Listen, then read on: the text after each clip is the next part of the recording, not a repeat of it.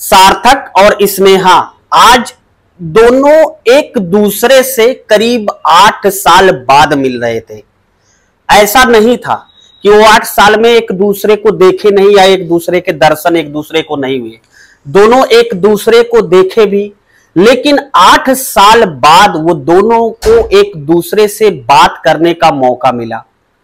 सार्थक ने जब स्नेहा को देखा तो सार्थक के मन में बहुत सारे विचार उठ रहे थे, और स्नेहा जब सार्थक को देखती है तो स्नेहा के मन में भी बहुत सारे विचार उठ रहे थे।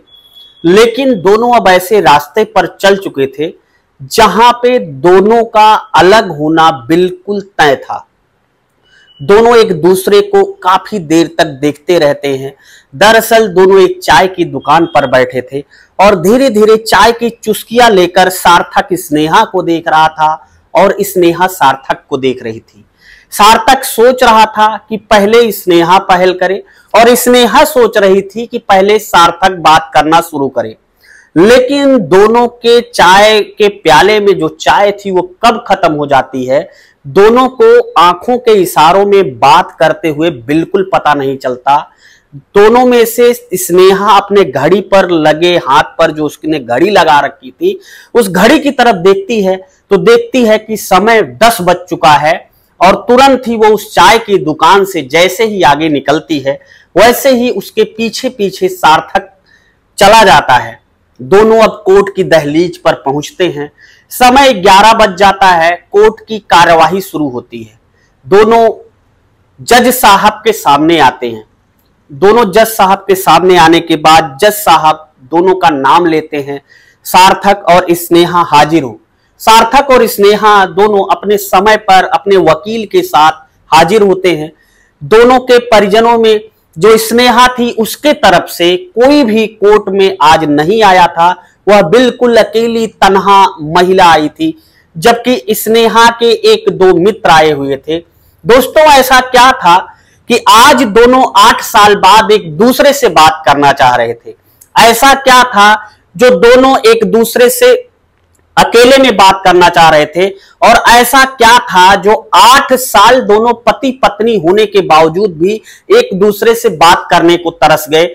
बहुत ही मार्मिक कहानी है, दिल को छू लेने वाली सामाजिक कहानी है और समाज को एक सीख देने वाली कहानी है।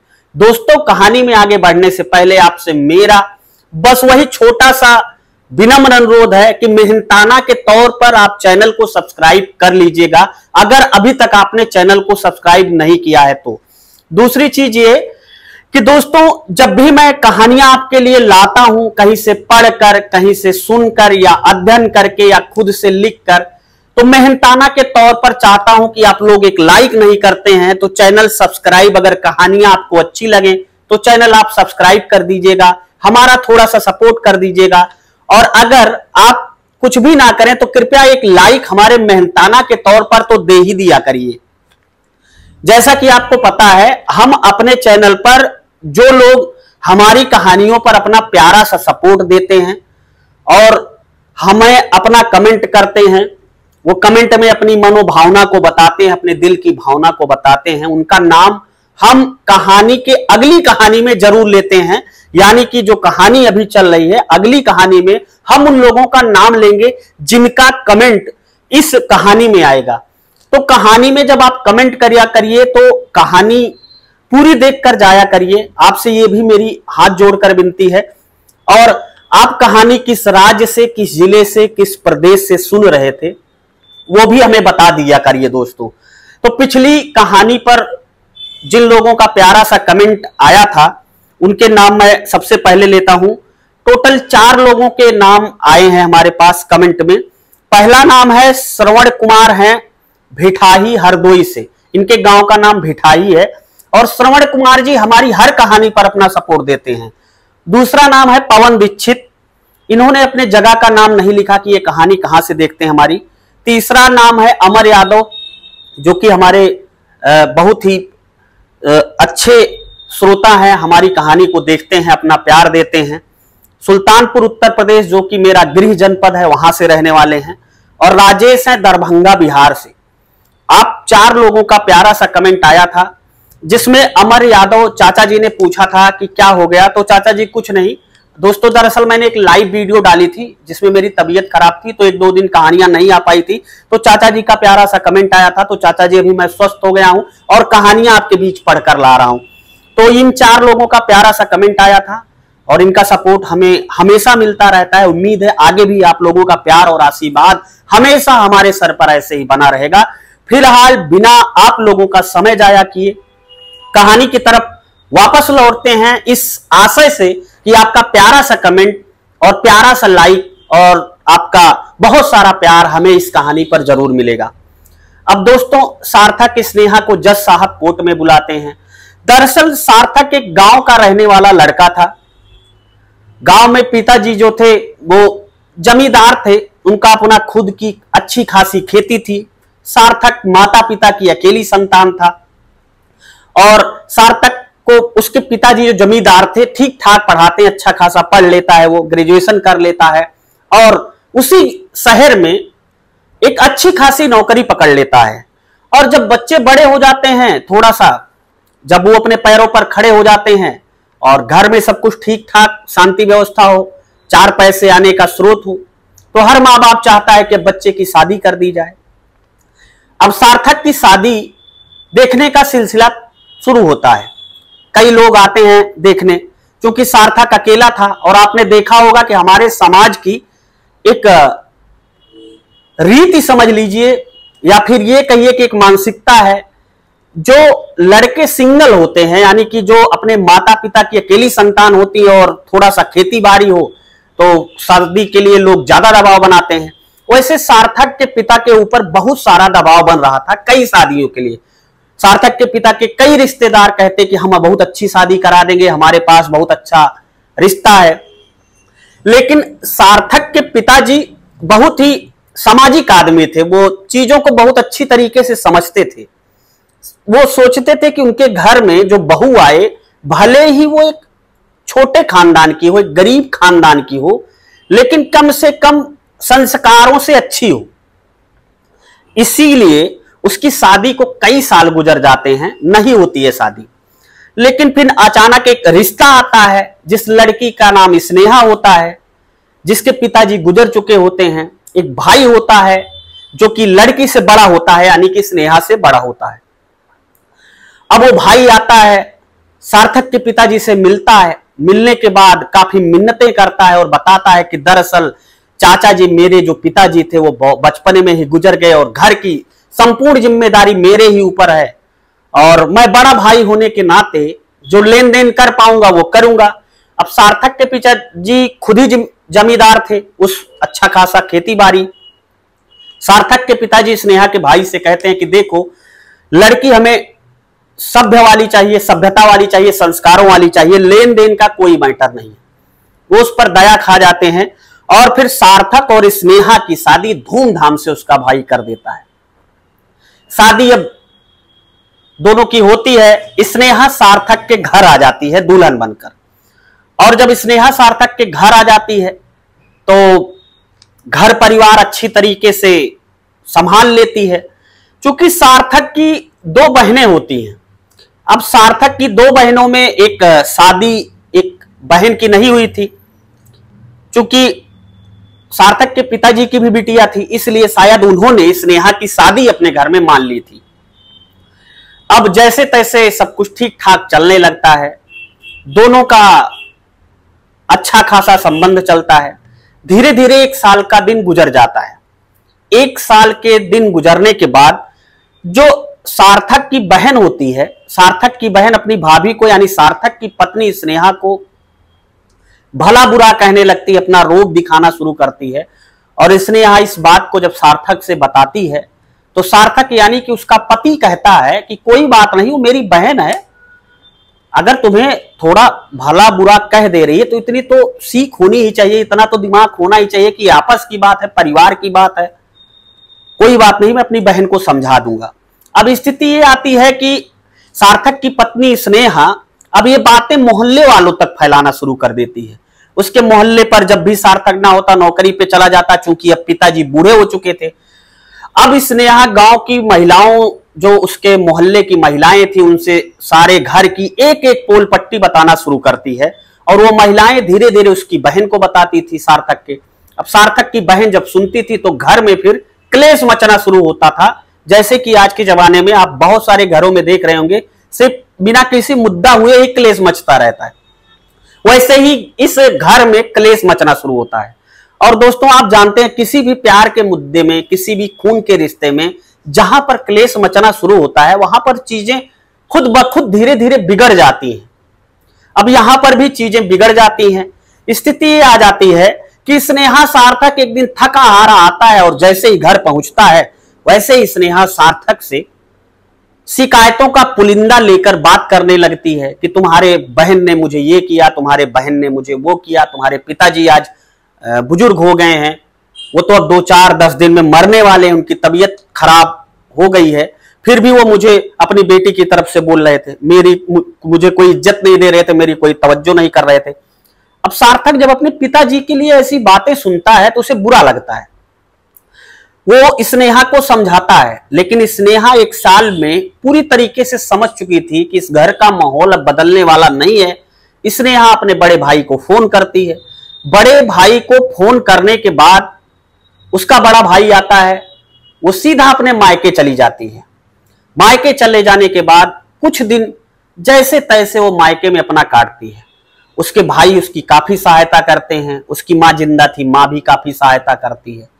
लेकिन धीरे धीरे जब वो अपने मायके में रहना शुरू करती है, सार्थक कई बार जाता है, मिन्नतें करता है, हाथ जोड़ता है कि स्नेहा गलती इंसानों से ही होती है और मुझसे अगर गलती हो गई है, मेरे घर वालों से गलती हो गई है, बहन का क्या, बहन का तो 4 दिन बाद मैं शादी कर दूंगा, पिताजी 4 दिन बाद चले जाएंगे, घर पूरी तरीके से तुम्हारा है, कृपया स्नेहा ऐसा मत चलो, घर वापस लौट चलो।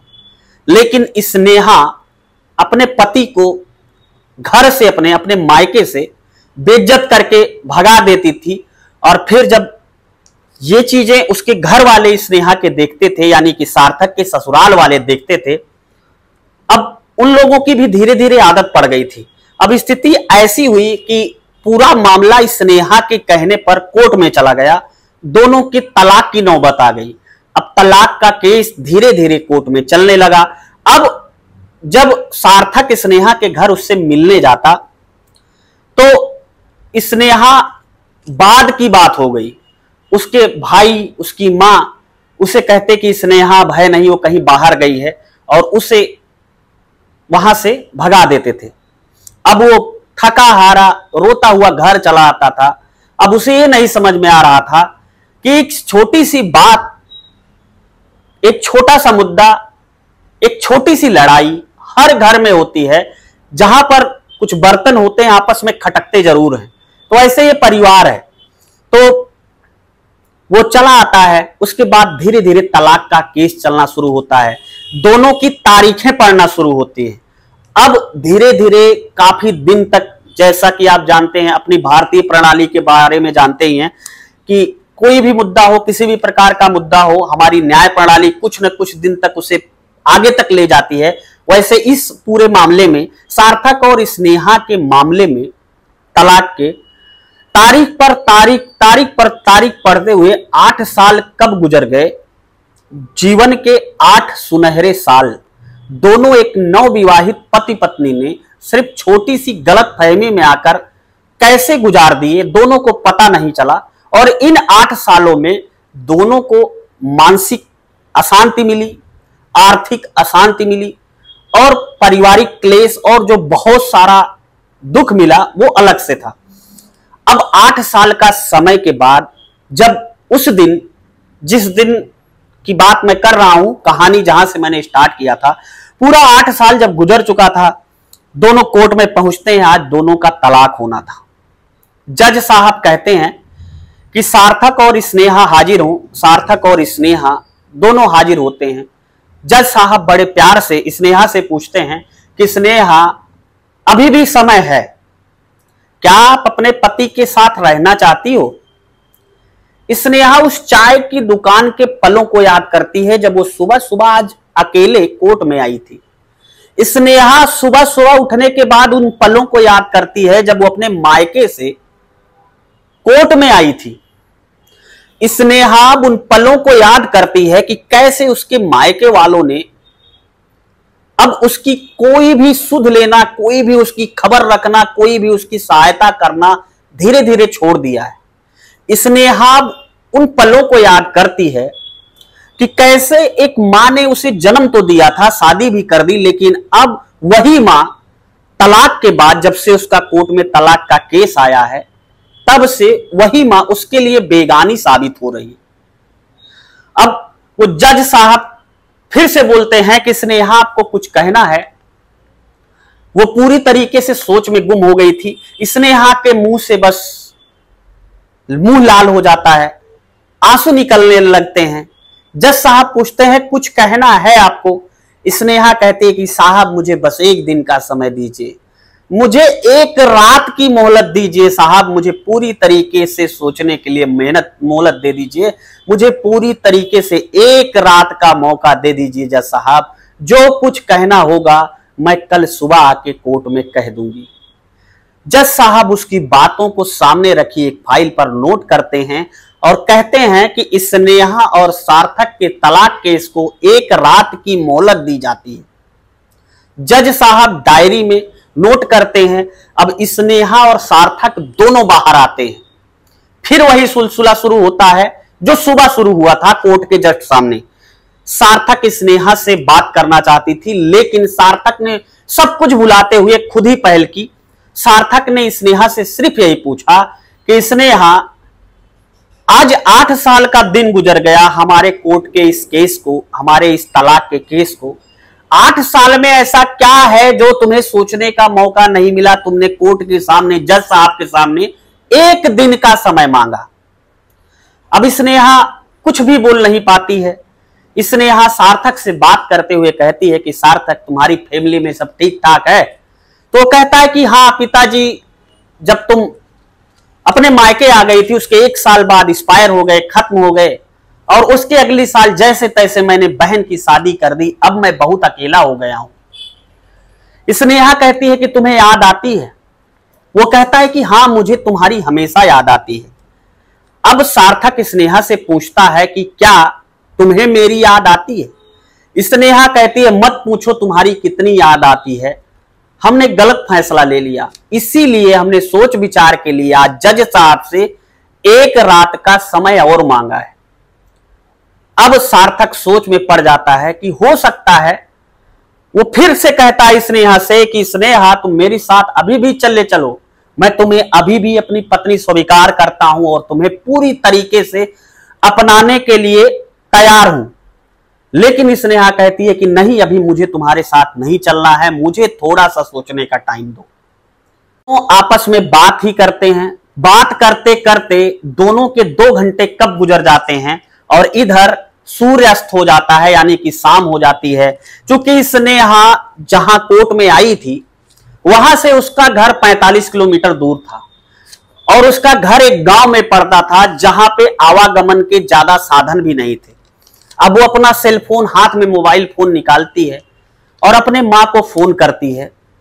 मां से कहती है कि मां, भैया को भेज दो, मैं अकेली हूं, मैं कोर्ट से छूट गई हूं और अब वो मुझे आके वापस ले जाए, या मैं कुछ दूर सवारी से चली आऊंगी 2-4 किलोमीटर, उसके आगे तो सवारी अब मिलेगी नहीं, शाम हो चुकी है, इसलिए भैया को वहां पर फला बाजार में भेज देना, वो चले आएंगे, मुझे रिसीव कर लेंगे। उसकी मां कहती है कि बेटा देखो, ऐसा है, तुम्हारे भैया भी तुम्हारी भाभी से बहुत झगड़ा लड़ाई किए हैं तुम्हारे ही मुद्दे पर, और ऐसे में मैं अपने बेटे को तुम्हारे पास नहीं भेज सकती हूं। से ऊब चुकी हूं मैं भी और मेरा बेटा भी और मेरी बहू भी, तुम्हारे वजह से मेरे घर में आए दिन झगड़ा होते रहते हैं। अब स्नेहा बैठकर वहीं पर अकेली रोने लगती है। काफी देर रोने के बाद वो हैरान परेशान सी एकदम रोड की तरफ देख ही रही थी। सामने से सार्थक अपनी बाइक से आता हुआ दिखता है और बाइक की रोशनी जैसे ही स्नेहा के ऊपर पड़ती है, तुरंत ही सार्थक कहता, अरे स्नेहा, तुम अभी तक घर नहीं गई? स्नेहा कहती है कि नहीं, दरअसल ऐसी ऐसी बात थी, मैंने मां को फोन किया, मां ने भाई को भेजने के लिए मना कर दिया। सार्थक कहता है कि कोई बात नहीं स्नेहा, अभी हम एथराइज रूप से, अधिकृत रूप से हमारा कोर्ट में तलाक नहीं हुआ है, उस हिसाब से अभी भी मैं तुम्हारा पति हूं। और एक पति का धर्म यही होता है कि सांस चलते हुए, जब तक उसके शरीर में प्राण है, जब तक उसके शरीर में जान है, वो अपनी पत्नी की रक्षा करे। और इस धर्म के वजह से आज 8 साल बीत जाने के बाद भी इंसानियत के नाते और धार्मिक नाते और कोर्ट के नाते अब भी तुम मेरी पत्नी हो। और ऐसी स्थिति में जब तुम्हें तुम्हारे घर तक कोई छोड़ने वाला नहीं है, ऐसी स्थिति में मैं तुम्हें अगर अकेला छोड़कर चला जाऊं तो ये मेरी मानवता पर, मेरी मर्दानगी पर, मेरी इंसानियत पर धिक्कार है। अब सार्थक स्नेहा को कहता है कि आओ बैठो। स्नेहा भी प्यार से पीछे उसके बाइक पर बैठ जाती है। सार्थक अपनी बाइक स्टार्ट करता है। सार्थक सीधा उसके घर की तरफ जाने के लिए होता है। स्नेहा और सार्थक दोनों काफी बातें बाइक पर ही करते हैं। रास्ते में एक होटल पड़ता है। स्नेहा कहती है कि मुझे बहुत भूख लगी है, मुझे कुछ खाना खाना है। सार्थक अपनी बाइक रोक लेता है, स्नेहा को खाना खिलाता है। खाना खिलाते हुए दोनों पति पत्नी तो थे ही, 8 साल का वक्त गुजर चुका था जब दोनों ने एक दूसरे से बात नहीं की थी। फिर से बात में मशगूल हो जाते हैं और सार्थक की निगाहें अचानक जब उसके हाथ में लगी घड़ी पर पड़ती हैं तो देखता है कि 10 बजे का समय गुजर चुका है। और स्नेहा अपने मोबाइल पर देखती है कि शायद घर से मम्मी का या भाई का किसी का फोन आया हो, लेकिन ना ही उसके भाई का फोन आया था, ना ही उसके मां का फोन आया था। अब स्नेहा सोचकर भी न आगे बढ़ पा रही थी और न पीछे जा पा रही थी। स्नेहा सार्थक से कहती है कि सार्थक, अब मेरा इस जीवन में, मेरे इस जिंदगी में जीने का कोई मकसद नहीं है। अब मैं जिंदा नहीं रहना चाहती हूं। हो सकता है ये रात मेरे जीवन की आखिरी रात हो। सार्थक कहता, स्नेहा ऐसा तुम क्यों कह रही हो? अचानक स्नेहा उसके गले से लिपट जाती है। सार्थक उसे अपने बाहों में भर लेता है और बहुत सारा प्यार करता है। स्नेहा सार्थक को अपनी सारी मजबूरियां, अपने मायके वालों की सारी करतूतें बताती है। सब कुछ सुनने के बाद सार्थक कहता है कि कोई बात नहीं, रात के 10 बज रहे हैं। अब दोनों लोग रात के 12 बजे तक उसी होटल पर बैठकर बात करते हैं और सुबह होने का इंतजार करते हैं।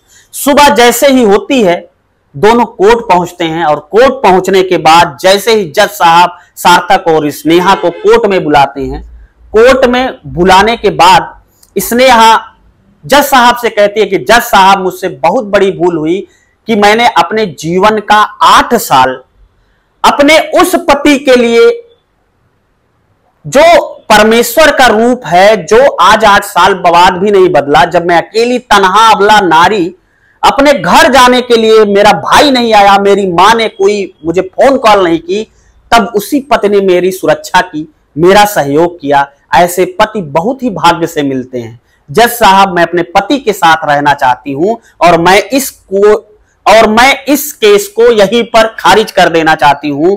जज साहब उसकी कही गई बातों के अनुसार इस कोर्ट केस को वहीं पर खारिज कर देते हैं। सार्थक और स्नेहा दोनों एक दूसरे से गले मिलते हैं, दोनों एक दूसरे के साथ अपने घर पर जाते हैं। सार्थक और स्नेहा दोनों एक दूसरे के साथ अपनी जिंदगी अच्छे से गुजारने लगते हैं। दोस्तों, बेटियां हमेशा हमारे समाज में कहा जाता है कि पराया धन होती है, लेकिन बहुत सारे मामलों में ऐसा देखने को मिलता है हमारे समाज में, हमारे गांव में, हमारे पास पड़ोस में, कि चाहे वो बचपना बस कहिए, चाहे भूल बस कहिए, परिवार की परिस्थिति कहिए, बहुत सारे ऐसे तलाक के मामले कोर्ट में आते हैं जिनमें वास्तव में कुछ होता ही नहीं है, सिर्फ छोटी मोटी सी आपस की वैमनस्यता होती है। अगर समय रहते इस चीज को संभाल लिया जाए और परिवार का जो मुखिया है या जो महिला है जिसकी शादी हुई है, जो तलाक देने जा रही है, अगर इस चीज को समझ ले कि मायका सिर्फ शादी के पहले अच्छा होता है, शादी के बाद अपनी ससुराल सब कुछ होती है, तो शायद तलाक के जितने मामले साल दर साल भारत के न्यायालयों में बढ़ रहे हैं, उन न्यायालयों में बढ़ते हुए मामलों पर रोक जरूर लगेगी। दोस्तों, तो ये थी आज की प्यारी सी कहानी। उम्मीद है कहानी आपको समझ में जरूर आई होगी और कहानी प्यारी भी लगी होगी। कहानी अगर समझ में आई हो और कहानी ने आपके दिल को थोड़ा सा भी छुआ हो तो आप अपने दिल की राय कमेंट बॉक्स में जरूर बताइएगा। और आप ये आखिरी में जरूर बताइएगा आप इस पूरी कहानी को किस जिले से, किस प्रदेश से, किस राज्य से, किस गांव से, किस मोहल्ले से सुन रहे थे, ताकि हम आने वाली अगली कहानी में आपका नाम ले सके। दोस्तों मिलते हैं ऐसी एक नई दिल को छू लेने वाली कहानी के साथ आपको जल्द ही। तब तक के लिए दीजिए इजाजत। जय हिंद, वंदे मातरम।